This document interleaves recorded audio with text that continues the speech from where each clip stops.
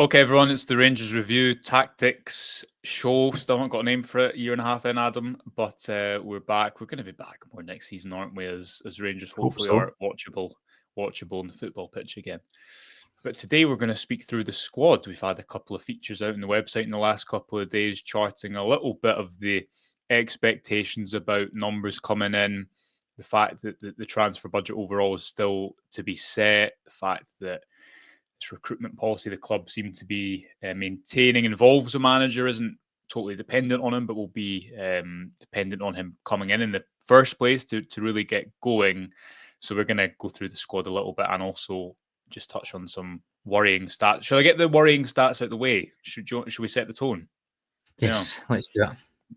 Well, I've not been looking at many expected Gs over the past number of months because it's just felt there's no point. But I was writing something about the kind of job the new manager will come into and what the biggest task is, and what I keep going back to is the fact that see even beyond Adam, like Rangers not being able to break down low blocks. I actually don't think that's the biggest issue. I think the biggest issue is that they just cannot control a game with the football, and they've so clearly Yeah. not been primed to do that. You struggle to name 3 or 4 really strong performances where they had more than 50% of the ball last season. So expected goals difference, which as you know and as most people will know, is just the difference between the chances you create and you concede. So it's a good benchmark. Clubs use it. Kevin Thelwell referenced it in the Training Ground Guru interview he did, which a lot of people have listened to after he was confirmed as the club's sporting director. And it gives a good benchmark beyond the shots on target and the, let's be honest, the way that Clement used stats, I think, to cover up performances and vice versa. The famous 30 shots against Queen's Park. So anyway, it's an important stat. Rangers XG difference last season, 0.86. And not only was that significantly lower than Celtic's 1.46, it was Rangers' lowest since the 2017-18 season. So there is justification that, and what I've written is the ceiling was higher, like the individual quality is clearly higher than that 17-18 team that Gerrard came in after, because they're not going away and winning games in Europe and they're not going to beat Celtic and have a positive old firm record. But the floor was so much lower, and I think that's a coaching issue. The fact that like their baseline performance when they did have the ball was so poor. Are you surprised at those concerning numbers? No, I'm not. I think I haven't really took too much interest in the sort of advanced stats for the last couple of years when they've not been great for us. But yeah, from memory, I think that 1.5 that Celtic have got is about the benchmark I think that you would need. Yeah. That's basically, you're basically saying that you've got a goal spare and a goal and a half spare every game, if you like. So you're not winning by 1 goal every game. Sometimes you're winning by 2. Sometimes obviously it's a little bit more. So I think that's what I would expect as the benchmark for a team that want to win the league in a country like ours, possession dominant, all that sort of stuff. So for it to be under 1 goal or one XG difference is exactly that. And it's what we see. Every game turns into a lottery when sometimes you'll score more than the opposition, sometimes they'll score more than you, sometimes you'll create more chances. It's fine. It's the consistency of that that's just not there at all. And I think you've sort of nailed it there with they can have some highs, and I agree. There's definitely a better squad there than there was 2017, 2018, tail end of that season. 100%. The amount of money that's been spent on it, there really should be. But yeah, they're capable of just as many lows. Yeah, if not more. Okay, good to get that out of the way. So let's talk about the squad. We're going to go through it roughly position by position, just give some thoughts, some things that we're hearing about this summer, maybe some areas the Rangers looking to target, but also just our opinion on the fact that the number we've quoted in our piece yesterday, time of recording yesterday, Adam, is somewhere between the 8, 9, 10, 11 mark, kind of continuation of what you've seen the last few seasons. Belief that Rangers will largely only spend significant money on players under the age of 25, which again isn't a huge surprise, but there is going to have to be an element of pragmatism too. Maybe some players who stay who haven't been great this season, that will run throughout their transfer policy too. So let's go goalkeeper first. Nice easy one to start. This time last season, Jack Butland was irreplaceable according to Philippe Clement. I think the picture is so different a year on. There's some concerns about the fact that maybe Butland can't play certain styles. Can you build up under pressure with him in goals? I think you've seen in Old Firm games, maybe in a better coach side, you give him a better opportunity, but I don't think that's his strength. He's on too much money to be a number 2. Everyone knows about his highs, but again, the bench, he kind of epitomises his team in that he's thrown goals in domestically too. Liam Kelly is probably going to stay as number 2. And then you've got Ridley Maguire and Mason Munn, both of whom fall into that category of aren't going to be the number 1 yet, but are both highly rated and could be in the next few years. Do you think Rangers need a new goalkeeper? Yeah, I think so. But I think also you then need to factor in Butland as well. Age isn't a huge issue for a goalkeeper, particularly one that hasn't played huge amounts of football throughout his 20s. But what is, I guess, an issue is contract status and also cost, wages wise. Again, we're making what we hope is educated guesses or educated opinions on what the new owners will want to do. But if we are expecting to be run like a modern football club, then when players get to 2 years to go of their deal, more often than not on the whole, but a decision gets made. So whether that is a decision gets made now, as in this summer, for them to be sold at what would be the max of their value, that's fine. If not, then you let the transfer window go by and a new contract gets announced in the next few months before January, before it really starts to get into that last 18 months or so. So, in that respect, I would say it's probably favourable for us that Jack Butland goes, because I don't think we would want to offer a player who we're unsure about, and I think that's fair to be unsure about. I don't think we would want to offer them even the same wages that he's on just now, never mind a potential increase there. So yeah, it's one of those ones you have to look at it logically. Even if it's been a poor season, still a decent goalkeeper. Again, with most players, slightly different with goalkeepers, I guess. Would they be better with a better defence in front of them? Probably yes. Would they still be prone to making the same amount of mistakes at times? Probably yes. So for me, I think moving forwards, Brave New Dawn, all that jazz, being more sensible with our money, being more efficient. I think that's one that I would be saying, let's get some money for. Absolutely. How much? I don't know. To be honest, I think the amount of money that was being spoken about months ago was probably fanciful. But looking at the fact that we probably got, I don't know, the best part of £4 million tied up in his wages, if there's a way to clear that off and make a bit of money on top of that to allow us to go and invest in another goalkeeper, then that might make sense. Yeah, and we should say this, we're recording on, what day is it, Thursday? So this could come out by the time there's been some developments, in case people are saying, why are you not talking about a new manager? But we'll get that out of the way. Okay, defence. Let's start at right back. So that's one position where there's a lot of potential moving parts. Again, like last summer, I expect there to probably, unlike last summer, there to probably be less noise about James Tavernier's future, because rather than trying to move him on and get money, as some within the club wanted to last season in terms of getting a fee, he's going into the final year of his deal. And maybe he just falls into that category, Adam, of you have to keep some people around. Dujon Sterling will come back from injury at some point within the first half of the season, but again, there's question marks over how many games he can play, but he's still under contract, signing a new contract last September, October. And then the interest in Josh Mulligan, I believe, is with the right back / right centre midfield, right-sided position in mind. And he would be more seen as someone to kind of challenge and get some minutes here or there. He's predominantly played a back five when he's played at Dundee, so I don't know exactly how that fits in. But right back could maybe be a position where you don't have the answer yet, but it's a case of a few moving pieces until you do sign someone long term, maybe next summer. See any difference there? I'm not sure. I agree. It's the same situation as Butland for me. Tavernier should have been gone. Should have went last summer if there was any truth in the bids of whatever it was, £1 or £2 million from Saudi. Again, the wage that was being saved there, all that sort of stuff.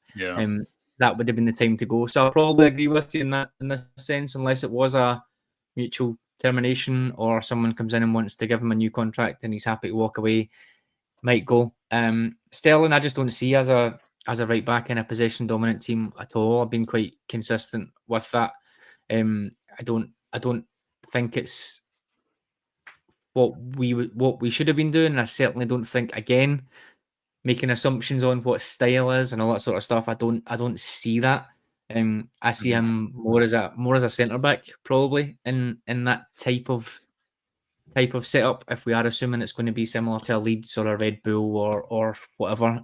So yeah, either way, he's out the game for probably most of this calendar year, if not a little bit more. Casson Diourgeau, I know he's went back, but it's not without the realms of possibility that he would potentially come back again. We don't know how that would work. Maybe it's seen as just one injury too many, which I kind of agree with, but there's a possibility there. So I would potentially be looking for someone to come in. If it is Mulligan, fair enough. Is it Mulligan and Tav sharing that role? Is that enough for what we need? Not sure. So I'd be looking for someone to come in, certainly. If it is Mulligan, then we'll see. I can't claim to have seen a huge amount of him, but I'd be definitely expecting one to come in there. And obviously, if Tavernier does go for whatever reasons, then I'd be hoping to bring in someone else as well. Yeah.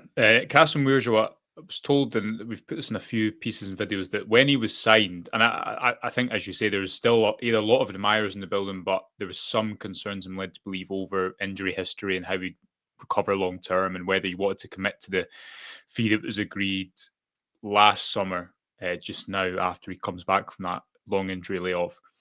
But at the time he was signed, and this was after Proper being in the building for a while, and obviously his mobility and athleticism just has been an issue all season. Casemiro and Suter was seen as the strongest centre back partnership. Just never happened because of injuries, which leads us on nicely to the centre back position. I think the Balogun decision was right, like everyone else. Really like him. He's an absolute gentleman to deal with on a professional basis, and he was he Rangers' best defender last season? Maybe not. I don't know. But the injury issues, 37, you need to create a pathway.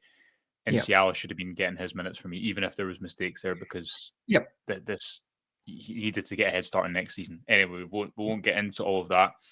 We've reported on the strong interest in Cameron Burgess, I think is how you pronounce it, 29-year-old Premier League experience last season, out of contract at Ipswich. If you were to have him and Ciala, Suter, you still need one or two for me there, Adam. And that's, if you all go all the way back to Jose Cordoba this time last year, a deal eventually Rangers pulled out of. Money was supposed to be spent there. If you go back to the pursuit of Austin Trusty the year before under Michael Beale, money was supposed to be spent there. Ben Davies, we could go on and on and on. Would expect Rangers to probably spend money on the right-hand side of defence if they get the Burgess deal over the line, if that is one that they do pursue once this new manager is in. Yeah, I think so. And again, we spoke there, Sterling potentially being in there as well, sort of gives you true. 5.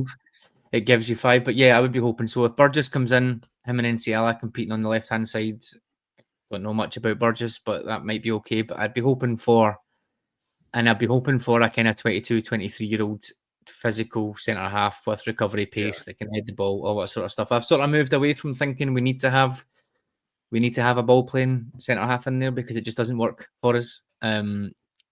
Unless I probably did at the time class Helander as a ball playing centre half. Maybe it was just in comparison to Nico Katic playing there before him. But sort of don't really class him as that now. But I think we probably need something like that, more sort of Helander and Balogun type centre halves than Davies and Propers. I would certainly say so. Yeah, I'd be looking for someone coming in there who's high potential, that we can look to instantly be one of the best defenders in the league, or hope to be there very, very quickly. Young enough that you can grow with us, you can do really well, and potentially move him on down the line. So yeah, I think if Burgess comes in, I'll be looking at one more coming in there to be a first pick as well. Yeah, and Rafael Fernandez obviously didn't play, and we'll speak about this a little bit with Cortez Nigaman, but I think his signing very much epitomises the direction Rangers were going in up until January, and then how that all changed with Patrick Stewart backing and then sacking Clement, going towards Barry Ferguson, obviously held ambitions of getting the job and therefore wanted to reinstate experienced players. He was never signed, I don't think, to play 30, it's not even 30 games in the second half of the season, 20 games. I think the idea, the ambition would have been like in Ciala, he'd take a bit of a risk. He's got good raw attributes, and you bed him in. Obviously, that didn't happen, and he's now gone back to Lille. Yeah, and that's the issue. I think obviously we will come on to that, but the one positive we had out of being out of the title race by February was the fact that we probably could have been able to play Enciala, Fernandez, Curtis, Rice, Igaman, Cortez, and just see. We would have had 10, 15 games to see, okay, the pressure's off. It's not as tense outside of the Old Firm games or whatever, but the pressure was off mostly. It's very rare you get that at Rangers. It's becoming more frequent, but certainly as early this season, or as late this season, I should say, to be able to do that. So that was the one thing I was thinking, okay, well, that would be quite good. But then, like you said, it didn't happen, and Tom Lawrence is getting more minutes than Finlay Curtis and vice versa. So that's a bit of a shame. I've seen people say Fernandez, what a baffling signing. It probably wasn't, because if it was brought in, and he was brought in January with a view to seeing how he did, and then the new manager just never picked him. So that's the way that these things can go, I guess, when you're giving a manager free reign to do what he thinks is best. So yeah, that one might be one that we miss, might not, but yeah. It's why clearest example of why Rangers need the sporting director model, because they need the sporting director to be the top of the football tree. And I know some people balk at that and think, what can't the manager do? And it's not so much about that, from my understanding. It's more about the fact that the manager, if you take Rangers in the last 3 years, manager changes literally every 20 minutes, but you know what I mean? It's a same with Cortez Tegaman. My issue with judging Cortez too much is he hasn't played. Yeah, if he hadn't, Rangers signed him largely because I think he was a standout player in the under 23 South American, whatever you call it, Copa America. But again, if he'd played over the final 2-3 months of the season and we'd seen absolutely nothing, then I think you're within your rights to go, it's a baffling signing. I think you can still question, was it the right thing to commit that level of money when you needed work done elsewhere? And that's maybe a fairer argument to have. But imagine, I spoke about this in the morning briefing on Thursday, can you imagine if Igaman, whose signing was questioned quite a lot until that performance against Nice, can you imagine if he'd had like injury issues and the freak issues, and everyone close to the situation with Cortez retains that he didn't have an injury problem when he came to the club? If Igaman hadn't played up until now, everyone would naturally say it's a baffling signing. He obviously has. My point is being, it's hard to judge players when you're going to commit to this direction of we're going to go to new markets. The South American market is one I'd expect Rangers to remain active in. If we're going to go to these new markets, you need to commit to an overall culture of how these players are going to succeed. The only thing I would say on that one is we committed to the loan with, or the reloan with obligation to buy really early. Is all I would say. Because obviously he looked decent, got injured, and then it was very, very early. So we hadn't really, I don't know when it was. I don't even think pre-season had started, to be honest. So there's maybe a little bit of an element of it there.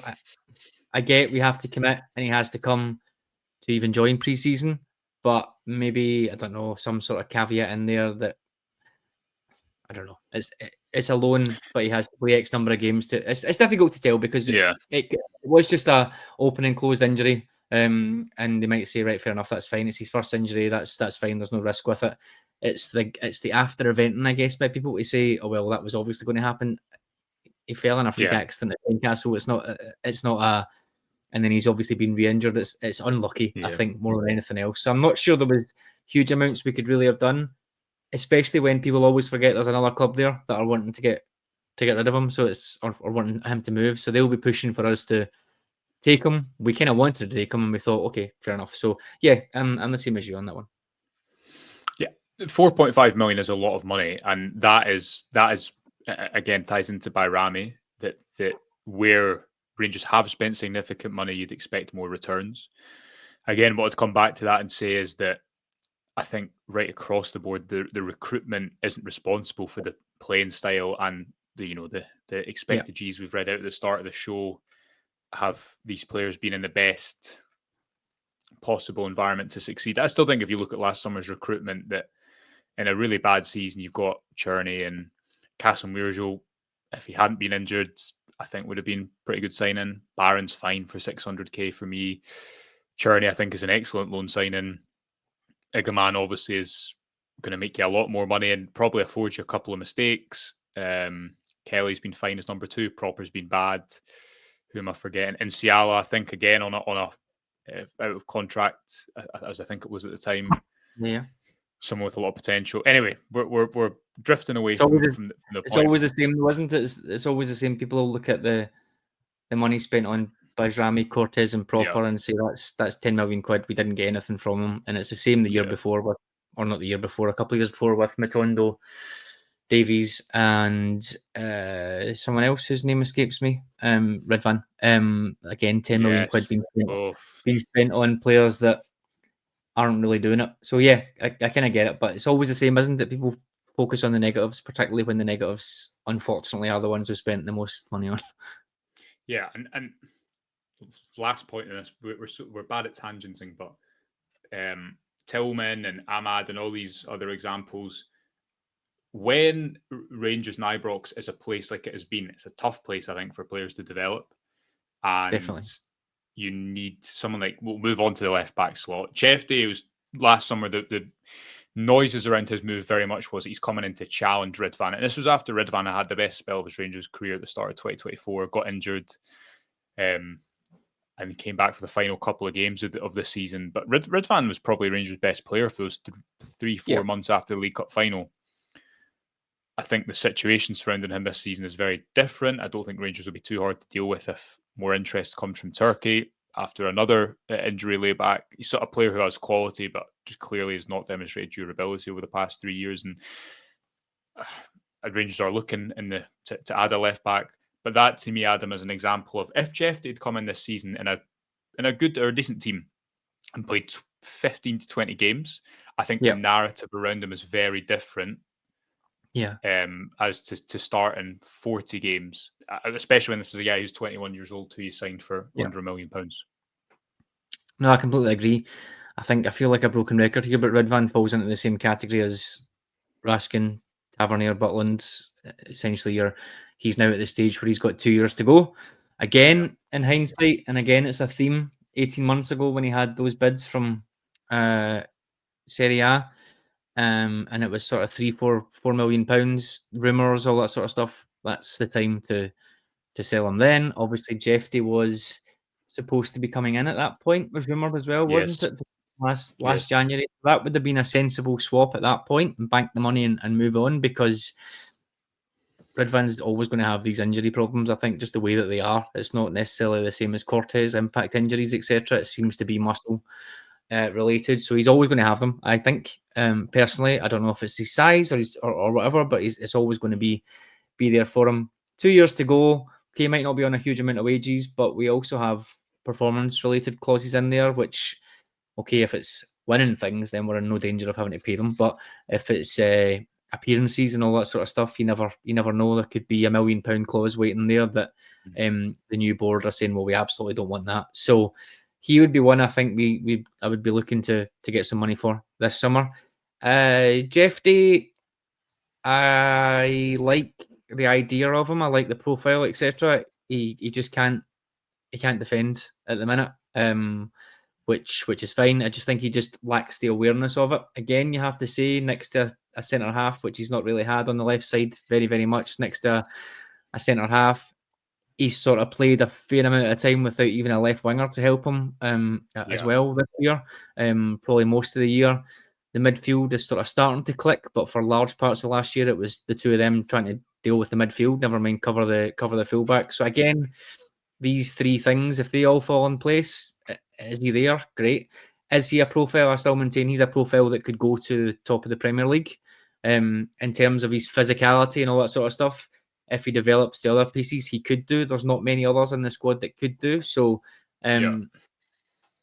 for me, I think he's one that I'd potentially be looking to keep for another year if we can, and maybe lose Ridvan. And yeah, like you said, if there's another guy coming in who can actually challenge Jeffy and give him more, not necessarily challenge, but rotate with him and allow Jeffy to be out for a few weeks and come back in and do what he can do in terms of carrying the ball well, and his crossing seems to have improved the last couple of weeks as well. He'd be one that I wanted to keep around, provided we don't get. I mean, if you get a bid for him that's 5, 6, 7 times what we paid, even more than that, then it's really difficult to say no. You put on a big sell on, you say thank you, on you go, and we'll back ourselves to bring in someone else and do it again. So I wouldn't be hanging on to him at any cost. But if there is something decent that allows us to bring in a couple of other players to go again, then that's the name of the game. Yeah, and the challenge for Rangers as well will be getting these fees, and they just need to start selling. The wage bill is much lighter, or a fair amount lighter than it was last year, and the squad younger. So we'll see how that impacts things. Right, midfield: Bailey Rice, Mohamed Diamande, Nico Raskin, Connor Barron as your holding players. I would expect Diamande and Barron stay. I think Diamande stays for one more year probably. After and if you speak to people, he seems to be the one that I think people hold most hope for playing in a well coached, possession dominant team that has Definitely. week in, week out performances can improve. Barron, fine there as a squad player. I don't think he's one of your starters. Rice, some debate as to whether he will go out on loan or not. He's in contract talks. His current deal is up to 2026. Nico Raskin will start on him. I would expect him to go this summer. Strong interest from Porto in January. Wouldn't be surprised if that is reignited. He's back in the Belgium squad. Clubs don't really want to buy players older than like 24, 25, Adam. And I think what you see with Raskin is what you saw with Calvin Bassey. Sell when the time is right and try and cash in on it. And don't hold on to him until he's 26 and out of contract, because that makes no sense from the squad building perspective Rangers want to get to. I completely agree. I said this on Heart and Hands a couple of months ago. Sensible clubs sell now. His stock is not going to get so much higher that it's worth the gamble. He will also, again, 2 years to go. He will need the new contract. He's 25 in February, rightly or wrongly. That's the cut off for people.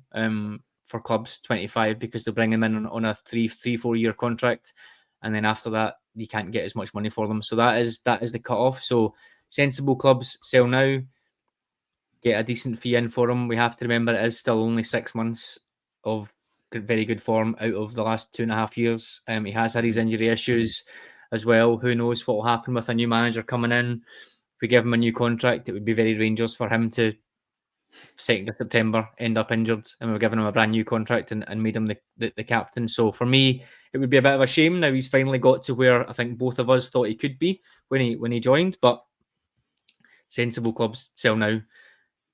If we get a good bid for him and we get a good sell on for him as well, and we see what happens in the future, then we might end up making a good amount of money on him, and that's just how it works. It's a shame that we wouldn't see them in a functioning team, but we've been seeing that for a couple of years now with players, and it's not quite happened. So I think, we just have to bite the bullet there, unfortunately. Yeah, and the Raskin's distribution is probably at the moment, if you're talking about how high he can go, is probably what holds him back a little bit if you're looking at developments. But why I think he has such a high ceiling is he can really dominate big spaces because he's just a runner, an athlete, and is so good in the duels. But he also is really good in small spaces. He's press resistant, very quick feet. He's someone that there's a lot of interest growing in. So I agree with you. Sensible club sell now. I like that. Yeah, he's also adding that end product as well. I know assists are a terrible way. Assists are a terrible way to really judge how a player works, but looking at it logically, he's got 1 assist versus 10. It's still a factor that people will say, okay, he can contribute in the final third, which I have to be honest is not something that I would have thought even a year ago. And I'm thinking he was going to be. I was hoping that he would end up becoming a proper 6 or even an 8 for us. I didn't quite expect him to turn around and get whatever it is, 10 assists this season, 10, 11 assists. So adding that to your bow as well, particularly if you're going to be a starting player for Belgium, as it looks like he is going to be, or certainly in the mix every game. I think it's sensible. Yeah. Let's start moving forward on the right wing then. Václav Černý and Ross McCausland. Černy's going to be tough to replace. I don't think it's completely out with the realms of possibility that something could work there, but he's 27. Told that Rangers new owners are more likely to spend significant money on players that are younger than that. Cherney obviously played a lot of football last season, but he still had bad knee injuries in the past. 27 goal contributions in a bad team. He is going to be difficult to replace. And McCausland is I think Rangers need an upgrade there too. This depends a little bit on what manager Rangers go for. What shape do they go for? I'm led to believe that there is more of a club DNA being formed outside of a manager at the moment, which should ease the recruitment burden of new managers in. Oh, we've got to change to his style. And by the time we've changed to his style, he's gone. But there is a bit of a hole on that right-hand side, which is something that's been quite common at Rangers in the past number of years. Yeah, nothing could sum up Rangers over the last 4 years. I always talk about left back as being the baffling one, going from John Flanagan to Borna Barisic to Calvin Bassey to Ridvan to Jeff Tate. I don't know what club could think that was a logical sequence of 5 players to play in the same role. Right wing is probably the same, I think, starting off with Candeas and then moving to Aribo and Roof and Hadji and McCausland and Cherney. Club DNA is needed hugely. Here's what a right winger does for Rangers. Here's what wingers do for Rangers. Here's the attributes that we want. Here we have filtered it down to these 5 players that we can afford, that we think are going to do what we do. Let's go and get the one that's the top of our list. I think it makes it so much more simple. It reduces all the noise. It reduces I like that player and he's available now. Let's go and get him, even if he doesn't quite fit. We'll figure it out in pre-season.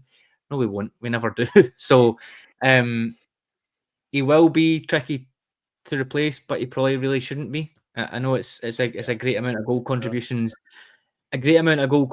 for us.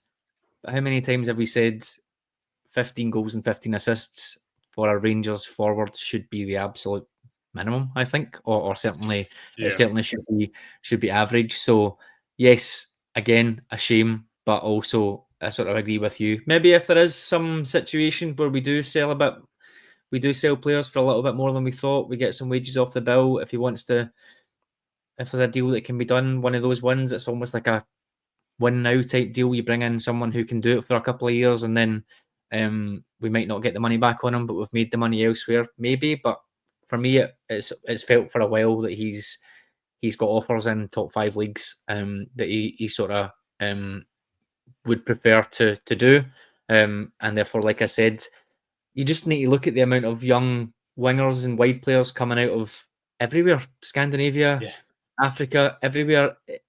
We should be able to bring in players for half the price of what a Cherny would be, a third of the price of what Cherny would be, that can bring us more. And we just have to hope that with the new DNA, like you mentioned, and the new analytics that hopefully 49ers will bring, all the learnings that they've got from Leeds, etc., who are not shy of a winger or two themselves. We have to hope that they'll pull out a couple from there that will sort of soften the blow of Cherny going. McCausland just hasn't kicked on. I thought he was harshly dealt with, but harshly treated maybe a year or so ago in terms of the fan base. He's never going to be this, never going to be that. He hasn't really had a lot of opportunity, I think, and the opportunities that he has had in the last 6 months or so, he's not been very good at all. He's now very much not a young player anymore. He's been in and around the team for 2 full seasons now. I don't know what the contract status is at this point. I'm going to guess he's got 2 years left potentially. Maybe that's one that we keep around for a bit. And you would like to think, if there ever is a world that Rangers exist in where we're 2 or 3-0 up at in league games again, at maybe 60 minutes or so, someone like McCausland coming in to give a break for another starting right winger and give him a bit of game time there might be okay for a year or so. But yeah, we definitely need someone in to replace Cherny sharpish. Yeah, and I think Curtis is 4 years younger than McCausland, and I know he's not a right winger. He kind of can play off the right, but I'd be looking at that and just saying give his minutes to Curtis and see if it can work, because he's young enough to still have potential as part of the conversation. Left wing, Cortez, we've kind of covered. Anyone else in the left wing? Do Rangers have any other left wingers? No, not really. Matondo, yeah, who will go? I think a year left on his deal on a lot of wages. Centre attacking midfield. Yanis Hadji is gone. Tom Lawrence is gone. Nadim Barami is still here. You've never been Nadim's biggest fan. You've retained that. Remember, I got slaughtered. I got slaughtered on your live stream. Uh, The last couple of you did. hours of the window for saying, not sure he really has the numbers that we need. So, it's very rare that I'm right. I think that might only be 2 or 3 that I've been right on in the last few years. To be honest, my record isn't great, but yeah, when one of them appears, I'm gonna milk it. So yeah, it's just not for me. I just don't see that type of player working for us again, particularly moving forwards. I don't see. I know there's an argument that he presses well. I think he presses better than some of the others that we've got, but I don't know if he's quite got the sort of physical profile covering the ground that we would need to make up for the fact that he doesn't seem to score or assist, which is a bit of an issue. Yeah. You go back to the start of the season, I think of a game, Malmo away, where he was really good playing off the left, and you saw his forward passing range and scored in the League Cup final, scored that goal against Motherwell in the semi-final, scored that goal against Aberdeen. So it's not that he hasn't had moments, in my opinion. Yeah, And definitely. he's an international player. He's got but again, this is the question of like, it's probably not easy, but it's quite easy it is probably quite easy for a club to go, oh, this player has relative quality. We'll bring him in. I think the difficult thing is going, where's he going to fit, for how long, and what's the style of play. And off the left, don't love it because he never wants to go to the byline. I actually thought Hadji was better off the left, not because he's a winger, but because he just had that variation of he can go either way. And Rangers' best domestic form came when they had Hadji, Danilo, and Igaman, just because they could do more than one thing. And they were a bit more unpredictable. Barami, I think, is someone who, because of his contract situation, could still stay and is maybe one of the he's not maybe the priority to get rid of, much like Danilo, because he will still retain a bit of value, but equally a lot of people wouldn't be heartbroken to lose him. Yeah, I'd put them both in the same category. The one thing I would say is, again, we're assuming who the new manager will be and what style of play they're wanting, but I'm very much over the number 10 playing wide trial, regardless of who it is. I just don't think that works. Similar to what you said there, I want wide players who can take their man on, can get to the byline, and can cut back into the box. That's something we've not seen ever, really, at Rangers. Certainly not in the last 10 years plus. So I'm sort of over that there. That sort of leaves, I guess, unless it's a 4-2-3-1 with a Bayrami playing or a Danilo playing in the number 10 role, it sort of leaves a bit of a space there. Does he fit as a central midfielder who can get forward? Possibly, maybe. I'm not sure. Maybe more so than, say, a Lawrence or a Hadji do now. But I would probably agree with you. If we got a bid of anywhere near what we paid, I'm sure he would be happy to go, and we'd be happy to sell him. But maybe there'll be other pressing sales that we want to make for bigger money or older or less time on their deals, etc. Yeah. And just finally on Barami, I think he needs a bit more. He doesn't strike me as someone who's fought that much to keep his place almost, Like Yeah. I don't know if he's played enough with the bit between his teeth. And that is No, I would something say that so. that That's a has quite personality a thing as well. Yeah, personality yeah, thing. yeah, Not necessarily personality in the sense of press conference or anything, but just showing a bit of yeah. personality on the pitch.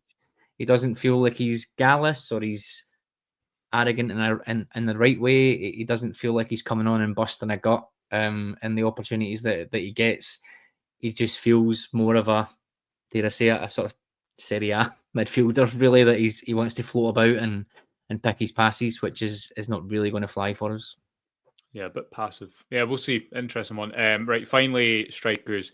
Danilo is someone who just is, again, has never had a run in games. I actually was thinking about this the other day, and one of the many pieces of humble pie to eat over the last couple of years is I don't think he's a very good finisher. And I thought he was at the start, and maybe that's just a fitness Yeah, thing. But what stands out to me about his finishing is quite. I don't know if it's as simple as this, but it feels like he doesn't get much power on his shots. yeah. I don't know. That's just something I was thinking about the other day. So what happens with Danilo, again, where Rangers have spent money and they've not got the return on it. Desser's 30 years old, scored a lot of goals, sell, because Yep. it makes sense.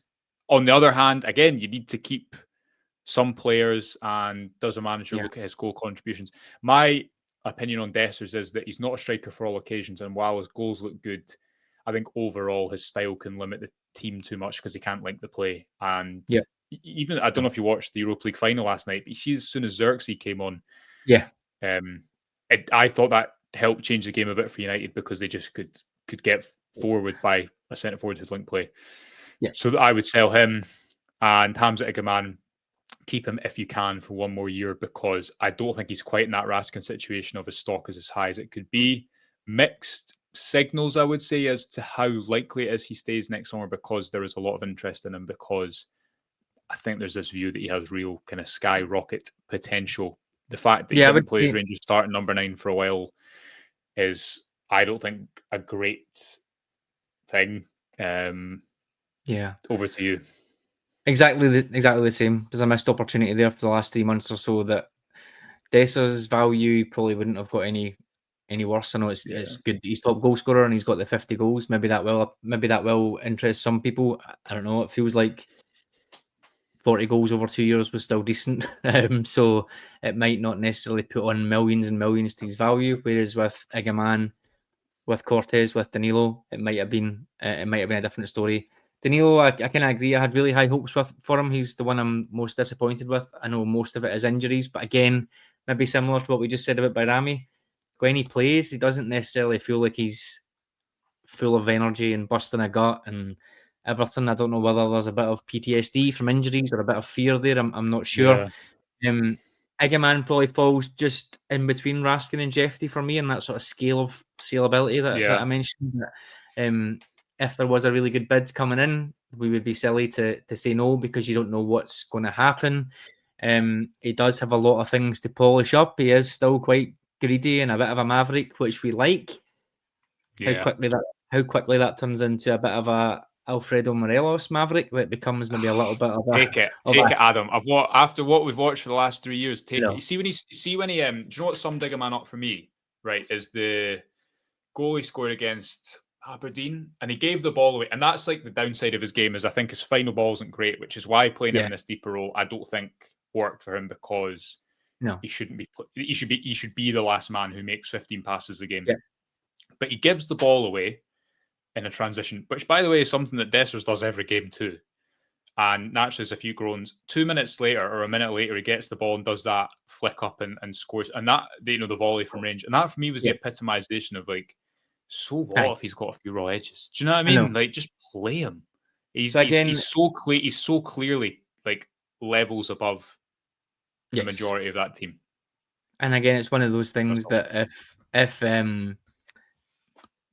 if we can get some of those other players away, and I'm looking at rumoured bids from Birmingham for Dowell and Davies, Ridvan, Dessers, players like that, if Raskin goes as well, that all have value, meaning that you don't need to sell Igaman, or it's not within, you can sort of deal with it and take the risk, then absolutely, I'd be happy, more than happy for him to stay, because I think, like you, it also probably is a bit of a double-edged sword there, I guess, because if you're selling Dessers instead, you might not necessarily want to bring in a proper finished article again. You could maybe bring in 2 players that are maybe, or a player like Igaman and another one who's maybe 22, 23, who can rotate and can share the minutes, etc., and see how it goes. Whereas if you get rid of Igaman, you're in the same situation again, where you're probably going to bring in a promising striker, and you might end up in the same boat again, where you're relying on Dessers because the younger player is